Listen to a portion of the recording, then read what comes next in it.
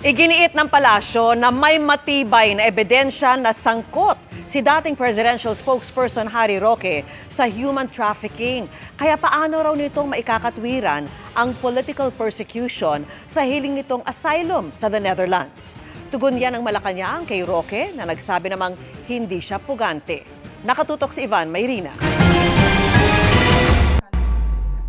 Na siya po yung umuwi. Mas magandang isigaw po rin ng mga tao, bring home Roque.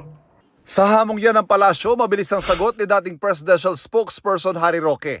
I'm sorry, I cannot come home. I have to defend my president. I'm filing formally for asylum here at the Netherlands. Anya, hindi naman siya maituturing na pugante dahil walang arrest warrant galing sa hukuman at meron lang arrest order mula sa Kamara na nagpapadalo sa kanya sa pagdinig. September 2024 na ipakontempt siya ng Quad Committee ng Kamara kaugnay sa reklamong human trafficking dahil sa pagkakasangkot niya sa illegal na pogo sa bansa. Malinaw naman yan na ito isang investigasyon sa Pogo na nais nilang talagang i-link si dating Presidente Rodrigo Roa Duterte, no?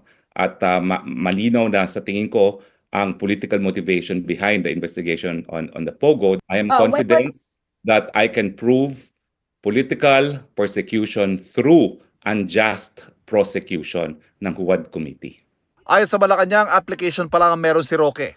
Sabi pa nito, mahalagang basehan sa paggawad ng political asylum o pagkupkup ng isang bansa sa isang dayuhan ay ang patunayan ang sinasabing panggigipit. Dapat mapalabas niya po na may well-founded fear of political persecution.